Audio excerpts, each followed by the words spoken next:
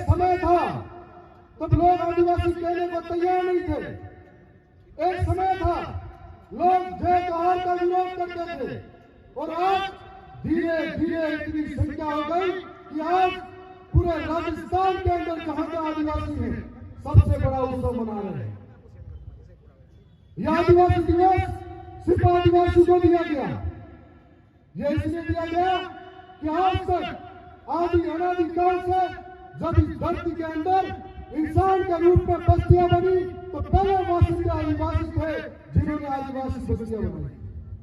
और आज जब यूएन द्वारा यह सोचा कि आदिवासी को सूचित करना जरूरी है, यह इसलिए जरूरी है, यह प्रकृति से प्रेम करते हैं, जल जंगल जमीन से प्रेम करते हैं, इनकी रक्षा करते हैं और ये इनकी पहचान है। और आज आदिवासी जंगल जमीन बचेगा तो आदिवासी बचेगा, और यदि आदिवासी बचेगा तो पर्यावरण बचेगा, और पर्यावरण बचेगा तो कोरोना जैसी भयंकर बीमारियां नहीं आएगी, और जंगल उजड़ेगा तो इंसान धीरे धीरे खत्म होता जाएगा। इसलिए जल जंगल जमीन के असली वासियों की रक्षा करनी जरूरी है।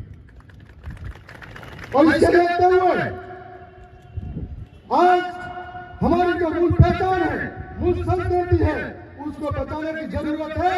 क्योंकि आधुनिकता की चकाचौंध के अंदर हमने बाहरी संस्कृति को अपनाना शुरू किया, हमारी संस्कृति को भूलते गए। धीरे धीरे वापस लेना पड़ेगा। जिसकी मूल पहचान है, इस पहचान की वजह से हमें अधिकार मिले, जिस पहचान की वजह से हमारे पूर्व का शौर्य पराक्रम है, इतिहास है, आदिवासी का इतिहास आदि अनादिकाल से धरती से जुड़ा हुआ है। और हम लोग आजादी की लड़ाई में जो बिरसा मुंडा के नेतृत्व में, पंडित मामा के नेतृत्व में सबसे पहले लड़ते हुए शहीद हुए हैं। औपनिवेशिक शासन व्यवस्था के खिलाफ हमारे पुरखे लड़े, फूल जोहार क्रांति की, और उसके बाद में डिस्ट्रिक्ट शेड्यूल एक्ट बने, फीमेल डिस्ट्रिक्ट एक्ट बने, ऐसे कई सारे कानून बने। आज आदिवासी जो 5 जनवरी 2011 सुप्रीम कोर्ट का जजमेंट कहता है कि देश का मूल मालिक है, लेकिन इस मूल मालिक की हालत मजदूर की तरह होने लगी, और मूल मालिक धीरे धीरे सरकार ने हमेशा इस्तेमाल किया और धीरे धीरे हंसे की ओर धकेला। और इसके बाद मजदूर जैसी हालत बनने के बाद में कोई हमारी तरफ देखने वाला नहीं था। आज आदिवासियों पे दिनों दिन अत्याचार बढ़ रहे हैं, विस्थापन बढ़ रहा है, जंगलों से बेदखल किया जा रहा है। आज आदिवासी कभी अपने अधिकारों के लिए लड़ते हुए मारा जा रहा है और कोई सुनने। ऐसे में जरूरत है हमें एकजुट होने की। आज देश के अंदर जितने आदिवासी हैं उतने उन्होंने संगठन तैयार किए, उतनी पार्टी के डंडे तैयार किए। यदि उनके संगठन और पार्टियां छोड़कर आदिवासी एक मंच पर आता है तो आदिवासी अपने अधिकारों की रक्षा कर पाएंगे। आज हम लोग राजस्थान की विधानसभा के सदस्य हूं। जब तक विधानसभा चली हो, मैंने जहां के लोगों ने मुझे जिता के विधानसभा तक भेजा, उनकी एक बात को राजस्थान की सरकार तक पहुंचाने का काम किया। मेरा पहला सत्र था, पहले सत्र के अंदर मैं नया था, 6 दिन का सत्र में 2 बार हुआ था। उसके बाद में जब भी विधानसभा चली हो, एक भी दिन ऐसा नहीं रहा उस दिन थावरचंद गहलोत का नाम विधानसभा में नहीं आया हो। और हर एक बात जुल्म के खिलाफ थी, हर एक बात अन्याय के खिलाफ थी, हर एक बात शोषण के खिलाफ थी, हर एक बात गलत सिस्टम के खिलाफ थी, हर एक बात भ्रष्टाचार के खिलाफ थी, हर एक बात मजदूर के साथ थी, किसान और नौजवान के लिए थी, और हर एक बात जल जंगल जमीन के लिए थी। मैंने राजस्थान की सरकार में आज से हाथ मिलाकर कहा था, हम आदिवासी हैं, इस देश के वारिस हैं, आप हमको वनवासी मत कहिए। वनवासी हमको गाली लगती है, क्योंकि वन के अंदर सारे जीव जानवर रहते हैं। और ये बात सरकार को कही थी कि आदिवासी है, इस देश के असली मालिक है। और इसके बाद में हमने कहा कि दिनों दिन हमारे ऊपर अत्याचार बढ़ रहा है, इसलिए हम लोग एक अलग प्रदेश की मांग कर रहे हैं। और यह आखिरी लव जब तक रहेगा तब तक ये मांग हमारी जारी रहेगी। और ये बात राजस्थान की सरकार के सामने भी रहेगी। वो इसलिए जरूरी है आजादी के इतने सालों बाद भी आज भी आदिवासी उपेक्षित रहा, आज भी आदिवासी अपनी मूल पहचान से वंचित रहा, आज भी आदिवासी जन जंगल से वंचित रहा। और आज संविधान की किताब में 5वीं अनुसूची कैद पड़ी हुई है। ये 5वीं अनुसूची आज भी घराटों पर लागू नहीं हुई है। अजी यदि हमको संविधान नहीं मिला होता हमारा हाल क्या होता। उसके बाद भी 5वीं अनुसूची का द्वारा लागू किया गया। पैसा और ग्राम सभा के कानून द्राफ्टन पे इम्प्लीमेंट नहीं हुए, जिसकी वजह से हमारी जमीनें हड़पी जा रही हैं। आज इसलिए भी जरूरी है कि कोई हमारे सर पे आके मुद्रा है, कोई हमको घसीट के मार रहा है, कोई हमारे पेन बेटे के साथ गलत व्यवहार कर रहा है, कोई हमारा अधिकार खा रहा है, कोई जमीन लूट रहा है। इसलिए बिल प्रदेश जरूरी है। और ये बात कही थी सरकार के सामने भी। आज हमारे बिल प्रदेश के अंदर ही प्रदेश के माननीय मुख्यमंत्री जी भी सालवाड़ा की धरती पर आ रहे हैं। मेरी ओर से और बिल प्रदेश वासी की ओर से माननीय मुख्यमंत्री जी का स्वागत है। लेकिन मुख्यमंत्री जी कुछ दिन पहले हमारे गौरव में आए थे दरियावत के अंदर। मुझे इस बात का खेद था कि झालावाड़ के अंदर मासूम बच्चों की गलत सिस्टम के कारण मौत हुई थी, वहां पे नहीं जा पाए थे।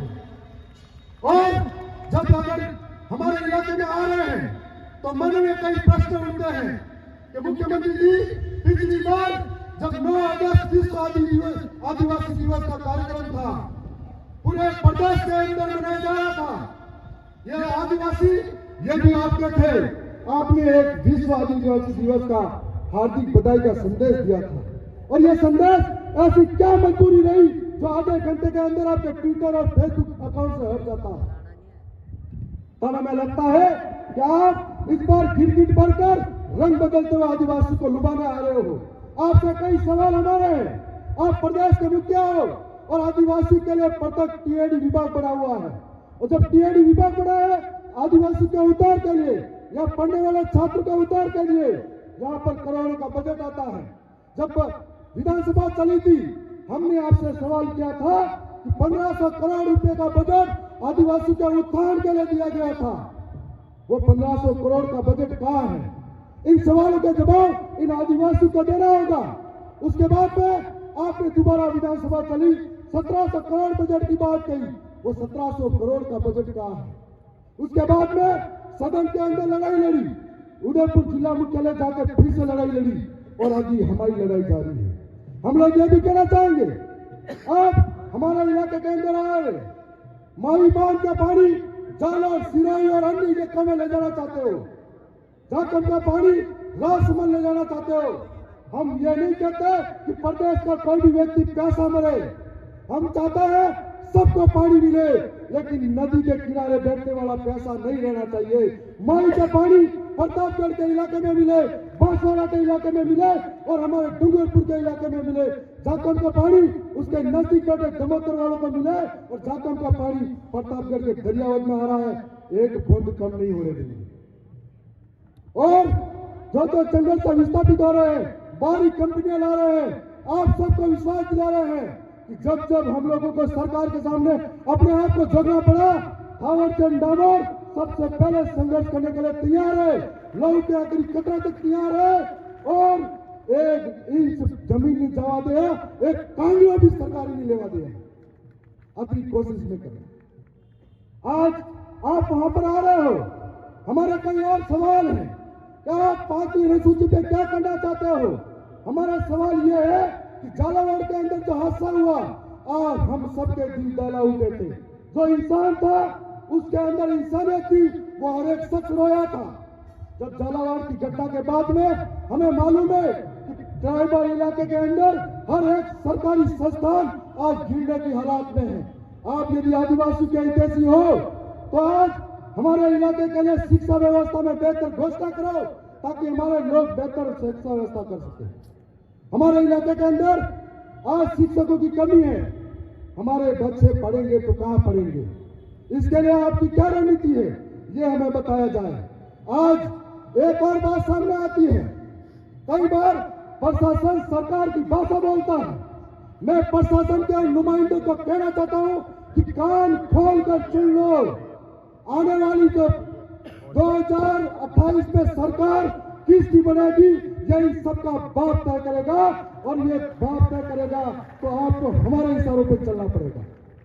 इसलिए मैं कहना चाहता हूं कि दूसरों के इशारों पे काम करना